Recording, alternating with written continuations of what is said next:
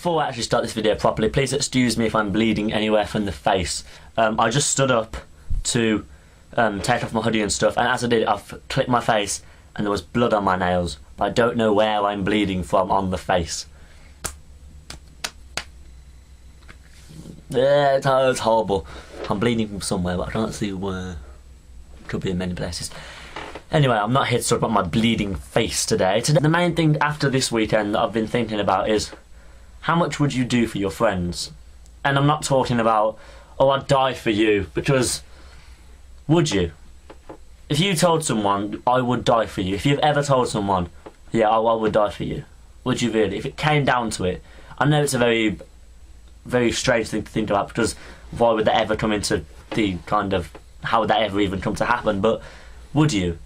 Would you die for your friends? Would you give your friends £1 million if you won 2 million? I don't know. Those kind of things. Those kind of things that we all say. Like if someone said, "Oh, thanks for doing that," don't worry. That's what friends are for. But what are friends for? And what would you do for your friends? Because this weekend I would like to think that this weekend I've been a very good friend to Hannah, at least. I'm a bad friend to the rest of my friends for not being with them, but I think I've been a good friend this weekend, I would say. But there has to be a limit to what you would do for your friends, and I think that's a very interesting point that I've just been thinking about, is what you would do for your friends what you think they would do for you. And that's a very selfish viewpoint to take, and my seat is way too low today. That's better. I know that's a very selfish viewpoint to take. Bring myself over a bit, but is it right? When I think about what I would do for certain people, if there's someone I don't really like and I don't think they would do anything really for me, the first thing I think is, well, I'm not doing anything for them. And that's a very selfish way of thinking, but that is a way of thinking, and is that what it's really like? I just don't know, because I know that, say Hannah, I'm using this weekend as an example, but say Hannah, I know that she would do a lot for me because she's a very caring person and she's just a very nice person. So I know that she would do a lot for me, therefore I do a lot for her. And it's the same with most of my closest friends. I think they would do whatever I would ever do for them, I think they would do for me in return. And that's why I do the things I do.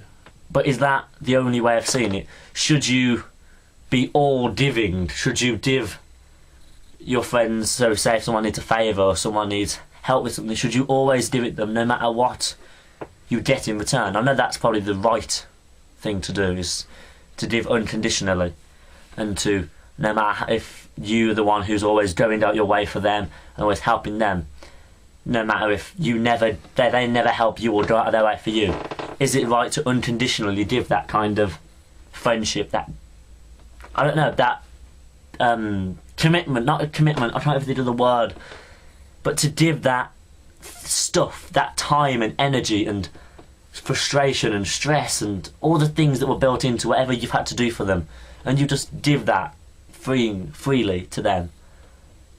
But what if you get nothing in return? Is it worth it? Is it worth it that they had that experience, that they did that thing, that they got a good mark on that test if you helped them with learning something, that they got to a certain place that you helped them, or they got what they wanted because you lent them some money, that kind of thing? Is it worth that if you never get anything back? And I've only just realised how hand gestury I'm being today. It's just something I'm thinking about. With all my closest friends, I really do think that whatever I'm willing to do for them, they would be willing to do me back. But is that why I've set up them parameters, if you want to call them that? If they did more for me, I would expect myself to do more for them. If they did less, I would expect myself to do less for them. It's that kind of balance between unconditional giving, just give and never get anything back, to the other side of completely being the person who just takes everything. Do you have to reach a midpoint where you both give and take the same amount? And is that ever going to happen? Because I know that for some of my friends, I take away too much and don't give enough back. I would be the first to admit that, and for that reason I'm probably not a great friend for them. But I would hope to think that if it came to this situation where I could give money or help or whatever it would be, I hope that I would. Just a little thought there. So what would you do for your friends? And is giving that thing to someone, even if it's not a physical thing, if it's, as I said, the time and stress and energy of doing something, is it worth it if you don't get anything back? Or does that matter? Does it not matter? I don't know. What are your thoughts? I'd like a video response. As I've said before in my videos, I've never had one before. If you want to do a video response, down there. But if you don't want a video response, just give me a comment. I'm happy with comments. But yeah, it's just a little thought of today. One last thing. I know this is a very long video, but one last thing before you go. Person on internet called Charlie McGodrick. I think I'm saying your name right. I'm really sorry if I'm not. Charlie McGodrick. I can't speak, but I think I'm saying that name right. There will be an annotation on the screen somewhere now for his channel. He's really good, and he gave me a little shout out in one of his videos, so I thought it's only fair for me to give him one back. And his videos are very good. I've been watching him for a while now, and he's very good, so I think you should all go check him out. He did a response to Charlie's latest video. And one last thing, I know that I said that was the last thing, but this is the actual last thing. If I just lift you up, people of the YouTubes.